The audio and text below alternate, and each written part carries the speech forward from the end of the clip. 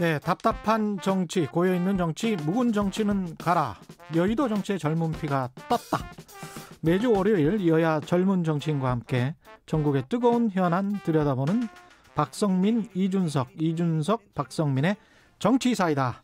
지금 시작하겠습니다. 더불어민주당 박성민 최고위원 안녕하십니까? 네, 예. 안녕하십니까? 국민의힘 이준석 전 최고위원 나오셨습니다. 안녕하십니까? 네, 안녕하세요. 최 기자님 여기서 뵙게 되네요. 예.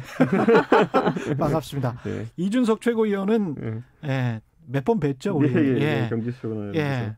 근데 박성민 최고위원은 사실은 제가 정치를 잘 몰라서 정치들 잘 몰라서 남자분인 줄 알았어요. 이름만 보고. 예. 네, 그런 소리 많이 듣습니다. 아니 동명의 정치 컨설턴트가 많이 활약하시기 때문에 그렇구나. 그분하고 혼동되는 경우가 많더라고요. 예. 반갑습니다. 예, 최경영의 최강시사 유튜브에서 검색하시면 실시간 방송 보실 수 있고요. 문자 콩 참여하실 수 있습니다. 짧은 문자 50원, 긴 문자 100원이 드는 샵 9730 무료인 콩 어플 의견 보내주시기 바랍니다. 또 이 이야기 안 할 수가 없겠네요. 박범계 신임 법무부 장관의 첫 검사장급 인사. 예, 이성윤 중앙지검장이 유임됐고요. 예, 여러 가지 이야기가 나올 수밖에 없겠습니다. 이준석 전 최고위원이 먼저 비판을 하실 수밖에 없겠습니다. 저는 이번에 인사한 거 보면서 상당히 놀랐던 게, 예. 그러니까 결국에는 지난 어떤 추미애 장관기, 예. 그걸 뭐 시기로 구분한다 그러면은 그 시기에 법무부와 검찰 운영이 그러면은 잘된 운영이냐. 했을 때 저는 사실 국민들이 많이 지탄했던 그런 운영이라 보고, 그래서 추미애 장관이 물러나면서도 사실 대중적으로 아주 좋은 평가를 받은 건 아닙니다. 그렇다고 했을 때 저는 그게 장관 한 사람의 책임이냐 이렇게 봤을 때, 물론 이제 검찰과의 갈등이 있었지만은 그 장관을 최근거리에서 보좌했던 참모진에게도 일정 부분 뭐 책임이 있지 않느냐 이렇게 생각하고, 저는 적어도 이번에 인사에서 좀 그 조직 분위기를 일신할 만한 인사가 좀 있었으면 어땠을까 하는 기대가 있는데, 이번에 박범계 장관 들어오셔가지고 사실 이번 인사에 많은 사람들이 주목한 이유는 추미애 장관의 그런 어떤 법무부 검찰 관계를 계승할 것인가, 아니면 법무부 운영 방식을 계승할 것인가 이거였는데, 지금까지는 크게 달라지지 않은 것 같은 인사 결과입니다. 예. 똑같은 사람들이고, 그리고 사실상 보직도 그냥 순환 보직인 것 같고, 그래서 저는 박범계 장관이 뭐 그 정치인 출신으로서 굉장히 이런 감각이 뛰어나실 텐데 왜 이런 판단을 하셨는가? 본인 직접 판단하실 수 없는 외압이 있었던 거 아닌가? 그 정도 의혹 제기를 하겠습니다. 그렇군요. 박성민 위원은 어떻게 생각하셨습니까? 뭐 사실 이 인사에 대해서 일단 이준석 최고도 말씀하셨지만 크게 변화가 많이 있었던 인사는 아니었던 것 같습니다. 그리고 유임되신 분도 많고 뭐 직책이 바뀌어도 이렇게 뭐 트레이드된 형식으로만 바뀌는 경우가 있었기 때문에 뭐 큰 변화가 있었던 인사는 아니다라고 평가를 하고, 이런 인사를 하신 이유는 아무래도 그동안 추미애 장관님 계실 때 1년 반 동안 인사가 3번 정도 있었기 때문에 그때 있었던 인사 이동 이후에 이동을 최소화시켜서 좀 안정성을 좀 키우겠다라는 측면에 집중을 하신 걸로 보이고요. 실제로 법무부에서도 이제 입장을 낸 거를 보니까 이제 이런 부분에서 안정성, 인사를 통해서 뭐 큰 변화를 주지는 않았고, 그동안의 수사라든지 여러 가지 맡고 있던 직무들이 원활하게 수행될 수 있도록 그런 부분들을 최소화시켜서 인사 이동을 하였다라고 말씀을 하시더라고요. 그래서 저는 뭐 그 정도로 보고 있습니다. 근데 저는 그런 궁금증이 들더라고요. 이게 판사 출신의 박범계 법무부 장관이 들어와서 쭉 간다라고 한다면, 그리고 윤석열 검찰총장은 7월이 지금 임기잖아요. 그러면 지금 현재 대립 구도, 언론에서 이야기하는 대립 구도가 그대로 진행되는 게 7월까지다. 그러면 박범계 법무부 장관 그대로 있고 새로운 신임 검찰총장이 온다면 그때도 여전히 검찰과 법무부는 대립할까, 어떻게 보세요? 저는 이제 정권에서 사실상 검찰총장을 인선할 때 그런 어떤 뭐 정권에서는 어쨌든 검찰과 법무부의 갈등을 검찰의 귀책 사유로 보고 있기 때문에 네. 검찰총장이 좀 법무부 장관과 협의가 가능한 사람으로 아마 뽑으려고 하지 않겠느냐. 그리고 180석 바탕으로 또 밀어붙일 수 있는 힘이 있어요. 그렇기 때문에 사실 그런 인선을 할 걸로 전 예상되고요. 저는 기본적으로 이번에 그런데 사실 우리나라의 가장 수사력이 뛰어난 그런 검찰 조직이 어디냐 해서 중앙지검이라고 보통 이야기하는데, 중앙지검 같은 경우에는 특히 저희가 인사 결과를 주목했던 이유가 이성윤 중앙지검장에 대해 가지고 간부급 인사들이 이미 항명을 한번 했고, 그리고 거기서 사실상 이제 이성윤 지검장의 판단과 다른 판단들을 하고 있는 사람이 많은 것 같아요. 저는 그렇다면 이런 조직에 대해 가지고는 법무부 장관이 만약에 조정자고 이제 지휘 감독자라고 한다면은 둘 중에 하나는 쳐야 됩니다. 둘 중에 하나라는 거는? 그러니까 그 한명한 간부급을 싹 정리하든지 예. 아니면 이성윤 지검장을 다른 곳으로 전보 조치하든지 이게 필요한 거거든요. 예. 왜냐하면 결국에는 지금 군대가 전쟁을 앞두고 어쨌든 수사할 것도 많은데 그 상황 속에서 최고 지휘관과 중간급 지휘관들이 엄청난 갈등을 일으킨 거거든요. 그러면 이거는 둘 간의 갈등 산재가 존재하는 것 자체가 굉장한 위험 요소입니다. 예. 그렇기 때문에 저는 여기에 대해 적극적인 조치가 필요하다 이렇게 보고 저는 사실 이런 게 안 되면은 대한민국에서 지금 권력형 비리 수사라는 것이 계속 공전하고 있는데 사실 좀 안타까운 모습입니다. 박범계 장관께서 이런 것들 좀 바로잡아 주셔야 되지 않을까 싶습니다. 예, 박수민 의원. 일단 검찰총장과 갈등 부분이 이제 검찰총장이 바뀌면 예. 좀 사라지겠느냐라고 예. 말씀을 하시는데 저는 충분히 그럴 가능성이 높다라고 생각을 하고 왜냐하면 일단 지금 윤석열 총장과 사실 법무부 장관의 대립각 자체가 오랜 시간 이어져 왔던 측면이 있지 않습니까? 근데 그 과정 속에서 좀 신뢰라든지 이런 부분들 혹은 협업할 수 있는 부분들에 있어서 전혀 그런 협업이 이루어지지 않았던 좀 상황들이 있었어요. 물론 이제 이번에 박범계 법무부 장관께서 이제 임명되신 지 얼마 안 되셨고 앞으로 어떻게 이제 윤 총장과 협의를 하면서 진행을 해 나가겠느냐 이 부분은 또 다른 부분이겠지만 일단은 그 윤 총장도 법무부와의 좀 법무부에 대한 적대감이 분명히 존재하는 것으로 보이고요. 그리고 이런 부분에 대해서 그렇다면 사실은 검찰총장이 바뀌었을 때만 이런 갈등이 완전히 소강 상태로 들어갈 수 있는 가능성이 높을 것이다라고 볼 수 있을 것 같습니다. 이 한동훈 검사장, 법무연수원 연구위원 계속 유임돼 있는 이런 상황인데 이거는 유임시킬 수밖에 없는 거예요? 어떻게 되는 겁니까? 그러니까 이게 그 정확한 갈등 지점이죠. 예. 이성윤 지검장은 한동훈 검사장에 대해 가지고 핸드폰이 열릴 때까지 계속 들여다보겠다 이거 아닙니까? 핸드폰 열렸습니까? 아직 안 열렸어요. 아직 열렸어요? 네. 뭐 이스라엘에서 뭐 기술 도입한다 이런 이야기 있지 않았어요? 사실 근데 연다고 해서 뭐가 나올 거다 약간 의구심이 들긴 하는 게 예. 그게 핸드폰이 아이폰 기종이라고 하는데 예. 아이폰 같은 경우에는 그 통화 중 녹취나 이런 것도 안 되거든요. 그렇습니다. 아, 그러네. 통화 중 녹취는 안 되지. 그러니까 통화 기록도 이제 사실 기록은 SK 가서 뽑으면 되는 거고요. 통신사 가서 뽑으면 되는 거고. 예. 결국 녹취 파일을 보기 위해 가지고 포렌식을 하고 또 메신저 내 대화 내용 정도를 보기 위해 가지고 이제 포렌식을 그렇겠네요. 하는 건데. 예. 근데 저는 메신저 내 대화 내용 같은 경우에도 만약에 이동재 기자와 대화 내용이라면은 예. 이동재 기자 폰을 보면 되는 거거든요. 둘이 한 사람 폰만. 그러니까 예. 둘 간에 지금 어떤 음모나 공모가 그렇죠. 있었다라고 보기 예. 때문에 이걸 하는 거 아닙니까? 예. 그렇기 때문에 그런데 그건 포렌식 됐고요. 그렇기 예. 때문에 저는 어떤 걸 보기 위해 가지고 포렌식을 하는 거냐 지금 이게 사실상 좀 의구심이 들어가지고 예.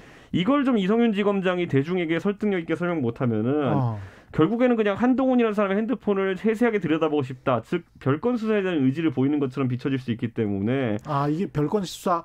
그 여권에서는 윤 총장과 한동훈 그 검사장과의 그 문자 메시지 이런 것들 보고 싶어서 아주 안달이 났을 수도 있겠네. 그러니까 이게 굉장히 저는 조심스러운 것이 예. 아까 말했던 논리적인 부분. 예. 결국 한동훈 검사장과 이동재 기자 간의 어떤 소통을 이제 그 수사하기 위해서는 예. 한동훈 검사장께 안 열리면 이동재 기자 걸 보면 돼요. 그러네. 그런데 나머지 걸 보고 싶은 그 수사만이라면 그렇죠. 의혹이 있는 게 아닌 이상 왜 이렇게 핸드폰을 물고 늘어지느냐. 저는 이 부분에 대해 가지고 이 정부의 인권 수사 준칙에 따라 가지고 별건 수사에 대해 가지고 상당히 엄정한 잣대를 적용하고 있는데 예. 만약 그런 목적이 아니라면은 오해 살리를 안 하는 게 좋다. 그런 생각입니다. 별건 수사로 가는 거 아니냐. 박성민 최고위원은 어떻게 생각하세요? 그 단어를 사용하시는 거는 좀 무리가 있는 것 같고 예. 제가 봤을 때는 이동재 기자 핸드폰뿐만 아니라 한동훈 검사장의 폰도 당연히 봐야 하는 거죠. 왜냐하면 둘 사이에 관계가 있었다는 거고 그리고 예. 그 외에도 사실 한동훈 검사장이 이동재 기자와의 소통하는 과정 속에서 과연 둘만이 개입이 됐을 것이냐 이런 부분들까지도 당연히 수사할 때는 또 열어두고 수사를 하는 거 아니겠습니까? 보다 정확하게 수사를 하기 위해서 이런 부분을 확인한다고 봐야겠죠. 예.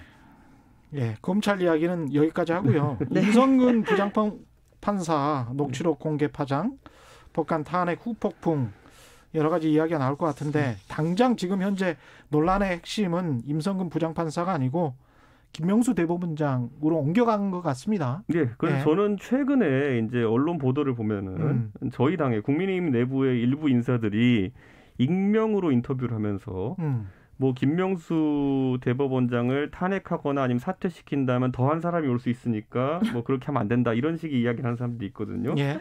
저는 이 사람들 당당하게 실명 밝히고 얘기했으면 좋겠습니다. 저는 이렇게 그 정치적인 어쨌든 고려를 하는 모습을 보인 대법원장을 그 비판하는 상황 속에서 정치적인 고려를 하는 모습 자체가 얼마나 모순적인지 국민들이 지탄할 수 있기 때문에 저는 지금 그 대법원장이 한 행위는 결국엔 사법부의 독립에 대한 중대한 침해가 요지가 있는 발언을 한 거거든요.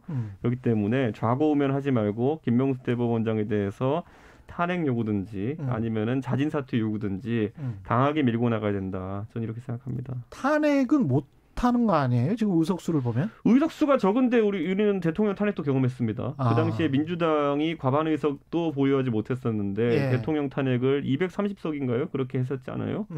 저는 그랬던 것처럼 사실 탄핵이라는 거는 여론전을 처음에 이제 잘 해가지고 결국에는 이것이 왜 중대한 헌법 위반이고 왜 이 사람이 직에서 물러나는지를 국민들에게 잘 설명할 수 있다면은 소수 정당이 다수 정당을 탄핵하는 것도 가능합니다. 소수 정당이 다수 정당의 반대를 무릅쓰고 여론의 힘을 입어가지고 탄핵에 다루는 경우도 있습니다. 예. 박선민 최고위원은 어떻게 뭐 실질적으로 그런 탄핵에 대한 정당성이라든지 뭐 국민적인 공감대가 없으니까 그 추진을 하기도 국민의힘이 망설여지는 거겠죠. 이미 하실 거였으면 뭐 벌써 지금 뭐 다 들고 일어나서 하셨겠지만 지금 현재 김명수 대법원장에 관한 비판의 지점은 거짓말 논란 그리고 또 뭐가 있죠? 그러니까 거짓 해명 논란이 사실은 컸던 거고, 근데 저는 그 부분은 뭐 마땅히 비판을 받으셔야 된다고 생각을 합니다. 어쨌든 거짓말을 하셨잖아요. 그렇죠. 근데 사실 이게 국민의힘에서 끌고 가려는 이제 프레임 자체가 사실은 이 김 대법원장의 발언 혹은 거짓말 논란을 통해서 사실은 이번에 임성근 부장판사 임판사에 대한 이제 저희의 탄핵 소추를 좀 본질을 흐리려는 그 시도가 이루어지고 있다라고 보고 있어서 이런 부분에 대해서는 저희가 단호하게 좀 선을 그어야 된다라고 생각을 하고, 그러니까 임 부장판사의 탄핵 소추 정당성을 건드리려고 계속해서 노력을 하시는 것 같거든요. 근데 저는 그거는 전혀 뭐 말이 안 되는 방식이라고 생각을 하고, 임 판사의 뭐 위법한 행위 자체가 법원 내부에서 사실은 공감대가 크게 있었던 것이고, 뭐 형사 처벌을 받지 않았다고는 하나 사실 그때 형사 처벌을 받지 않았던 이유는 죄가 없었기 때문이 아니라 그 다른 판사의 판결에 개입했을 때, 그러니까 한 판사가 다른 판사의 판결에 개입했을 때 처벌을 할 수 있는 법 조항이 없었기 때문에, 그러니까 죄가 없는 것이 아니라 처벌할 수 있는 조항이 없었기 때문에 안 됐던 그런 허점이 있었던 거거든요. 무죄를 선고를 했어도 위헌적인 행위를 했다는 거는 판결문에도 나오는 거잖아요. 네, 그게 이렇게 명시가 돼 있기 때문에 사실은 당연히 국회 차원에서는 이런 위헌적 행위에 대해서 견제할 수 있는 수단인 탄핵 소추를 할 수 있는 것이죠. 그렇기 때문에 이런 부분에서 정당성을 해치려는 혹은 정당성을 훼손하거나 본질을 좀 호도하려는 뭐 국민의힘의 시도가 저는 좀 어느 정도 실패했다라고 생각을 하고, 이런 부분에 있어서는 김 대법원장의 거짓 해명과 이 임 부장판사의 탄핵 이 부분은 완벽하게 좀 분리를 해서 봐야 된다라고 생각을 하는 거죠. 저는 분리하는 정도가 아니라 김명수 대법원장의 발언이 훨씬 심각하다 보기 때문에 지금 뭐 임성근 부장판사를 위해서 그럼 김명수 대법원장을 물고 늘어진다? 이것도 정치적인 해석이고요. 저는 기본적으로 그 김명수 대법원장이 했던 본인의 육성을 제가 들으면서 깜짝 놀랐던 게 뭐냐면은 자, 그게 이제 작년 5월 달에 이제 있었던 대화라고 이제 알려져 있거든요. 자, 작년 5월이면 어떤 시점이냐면요. 국회에 이제 선거가 끝나가지고 원구성 협상이 굉장히 공전되면서, 그러니까 법사위에 누가 갈지도 모르는 상황이었어요. 그러니까 결국에는 원구성도 안 된 상태였거든요. 근데 거기서 김명수 대법원장의 발언을 보면 뭐라고 나오냐면은 하도 탄핵하겠다고 설쳐대니까, 김명수 대법원장이 임성근 판사에게 한 말이죠. 그렇죠. 하도 저쪽에서 이제 국회 쪽에서 설쳐대니까 이럴 수 없다. 나는 네가 탄핵된다 생각하지 않아. 하지만 국회에서 자꾸 설쳐대니까 어쩔 수 없다는 식으로 얘기했거든요. 자, 그럼 아까 제가 얘기했지만은 법사위가 구성된 것도 아니고 선거 끝난 지 한 달 정도 돼가지고 이제 막 이제 국회의원들이 아직까지 국회 등원도 안 한 상태에서 국회가 돌아가지도 않는 상태에서 누가 공개적인 발언이나 공개적인 절차를 통해 가지고 탄핵하겠다 이런 것도 아니에요. 그런데 그 상황 속에서 도대체 대법원장은 누구한테 누가 설쳤길래 그런 설쳤다는 표현까지 써가면서 본인이 어쩔 수 없는 상황임을 임성근 판사에 설명했을까? 저는 이 설친 사람이 누굴까? 국민의힘 의원이 설쳤겠습니까? 아니죠. 그 당시에 민주당 의원이 설쳤겠죠. 그 설친 민주당 의원이 누군지에 대해 가지고 김명수 대법원장이 명확하게 설명해야 됩니다. 왜냐하면은 그 설친 사람이 눈치를 봤다는 것이 그 녹취록의 유지거든요. 공개 대화가 아닌 지금 말씀하셨지만 사적인 대화에서 어떤 이야기가 오고 갔고 그 대화를 일부를 부정해서 이제 거짓말 논란에 이어진 건데, 그게 탄핵 사유가 되냐는 또 다른 문제일 것 같긴 합니다. 저는 안 될 것 같다고 생각을 하고요. 왜냐하면 일단은 뭐 정치적인 고려를 했기 때문에 이런 발언이 뭐 비판을 받는다라고 얘기를 했는데 뭐 그렇게 비판을 하실 수도 있겠지만 저는 이렇게 질문을 좀 하고 싶어요. 그렇다면 임판사의 사표를 이 김명수 대법원장이 받았어야 했느냐. 예. 그러니까 이런 문제로 들어가면 저는 좀 다른 얘기라고 생각하거든요. 이게 왜냐하면 일단 법원 내부에서조차 이제 임판사의 부적절한 행위 그리고 위헌적인 행위에 대한 충분한 그 법적인 근거가 또 있었고 예. 판사의 독립성을 침해했다라는 부분이 너무나 명확하게 또 드러나 있기 때문에 이런 상황 속에서 그렇다면 김명수 대법원장이 애초에 임판사의 사표를 수리하는 것은 결국에는 저는 제 식구 감싸기에 불과한 꼴이었다라고 보고 있고 그런 부분에서 스스로도 뭐 법과 양심에 따라서 그런 판단을 했을 수도 있는 거고요. 명시적으로 그 말을 하지 않았어도. 예. 그렇기 때문에 그렇다면 임판사의 사표가 수리됐어야 했느냐라고 봤을 때는 저는 이 임판사가 가지고 있는 위헌적인 행동에 대한 책임을 물을 수 있는 기회는 분명히 주어졌어야 했다라고 생각을 하기 때문에 이런 부분에서 제 식구 감싸기를 하지 말았어야 했고 그것이 어떤 이유로든 이루어지지 않았던 점에 대해서는 다행이다라고 생각을 합니다. 저는 근데 이 원칙을 적용하려고 하면요. 민주당이 항상 이 일관적인 태도를 갖지 못하는 거에 있어가지고 비판을 많이 받는데 예. 지금 이 임판사를 면직 안 시켜주려고 이제 하는 것이 정당하다라고 한다 그러면은 저는 민주당에 있는 의원 중에 지금 그 철렁하는 사람이 있을 거예요. 황운하 의원이죠. 황운하 의원 경찰로 있을 때 그때 기소됐죠. 네. 기소됐는데 그 수사받고 기소되고 재판받아야 되는데 의원 면직이죠. 의원 면직을 신청해서 명예퇴직을 신청했는데 그게 받아들여지지 않았죠. 그래가지고 국회의원 취임하는 날까지도 그게 해결이 안 돼가지고 조건부 이제 면직을 시켜줘가지고 겨우 국회의원 된 거거든요. 자 그렇다면은 황운하 그 의원 같은 경우에는 재판까지 받아야 되는데 왜 그 사람은 면직이 된 거죠? 경찰은 되고 뭐 판사는 안 되나요? 판사는 안 된다. 저는 이제 비슷한 예로 보면은 이게 사실 그래서 공무원의 도덕성에 대해서 일관적인 원칙을 두는 것이 중요한 것이 최근에 다 아시잖아요. 네. 법무부 차관은 택시기사를 폭행해서 이제 기소될 판이고, 예? 거기다 법무부 장관은 패스트트랙 때 이제 사람을 폭행해가지고 폭행죄로 기소돼 있고, 예, 그 사람들은 장관은 하면 되고 차관은 하면 되고, 예? 이런 식으로 다 해준다면 판사는 뭐 퇴직도 하면 안 되고 이게 우리 편이냐 네 편이냐 이외에 다른 논리를 찾기 어려우니까 지금 많은 사람들이 의아해하는 것이죠. 저는 임성근 판사는 왜 그러면은 조건부 면직 이런 게 안 됐습니까? 그 사람이 심지어 아프다는데 자기가 선고난 것도 아니고. 근데 저는 잠깐만요. 네. 2분밖에 안 남았어요.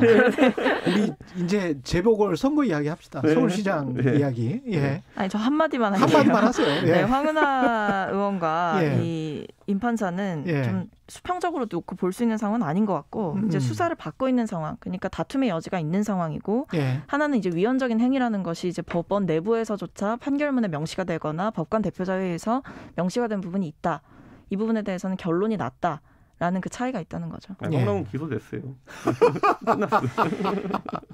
예, 재보궐 선거 어떻게 될 것 같습니까? 지금 판세가 뒤죽박죽하고 있습니다. 안철수 대표도 그 초반에 아주 강력하게 보였었는데 꼭 그런 것 같지는 않고, 예, 국민의힘도 굉장히 좀 이제 진영을 다 가다듬은 것 같기도 하고 그렇습니다. 예, 아무래도 뭐 나경원, 오세훈 두 쌍끌이 이제 효과가 나타나는 부분이 있습니다. 그래서 우선 관심은 올라오는 분위기고 선거에 있어가 저희가 이제 미디어 선거가 되어가면서 특히 코로나 상황 속에서 선거의 꽃은 토론입니다. 네, 그렇기 때문에 꽃이 다가오고 있습니다. 네. 토론에서는 누가 압승할지 궁금하네요. 예. 뭐 저희도 이미 이제 두 분이 이제 입하전이 됐잖아요. 그래서 좀 우상호, 박영선. 네. 네, 뭐 저희가 그래서 이제 여러 가지 또 이제 두 분이 같이 공식 석상에 나오는 경우도 있고 또 각자 다른 행보 혹은 다른 기조의 발언들을 하시면서 좀 대립되는 부분 혹은 화합되는 부분 이 두 가지가 동시에 나오고 있어서 저희 내부에서도 굉장히 흥미롭게 보고 있습니다. 누가 이길 것 같아요? 범야권 지금 상황에서. 지금 상황에서 안철수 후보가 대중 여론조사에서 우위를 보고 있기 때문에 우세를 예측하지만은 역시 또 단일화의 또 참맛은 예상됐던 결과가 뒤집히는 겁니다. 아, 예. 어떻습니까? 네, 안철수 후보는 지금 굉장히 좀 속이 좀 많이 상하실 것 같다라는 생각이 좀 많이 들긴 해요. 네. 여권이 가능합니까? 서울시장? 저희는 뭐 가능성이 있다고 보고 있고 그리고 실제로 뭐 여론조사 같은 부분에서도 야권 단일화가 이루어지지 않는 상황 속에서는 저희가 조금 더 우위를 점한다라고 판단하고 있습니다. 뭐 뭐 그렇게 믿고 가시면 됩니다. 그러면 예, 서로 각자 믿고 가는 거 아닙니까? 영역에 있어 제가 네. 뭐라고 하겠습니까? 네. 희망사항이신데 네, 열심히 하죠. 예, 감사하고요. 예, 정치사이다 박성민 더불어민주당 최고위원, 이준석 국민의힘 전 최고위원이었습니다. 고맙습니다. 감사합니다. 네, 감사합니다.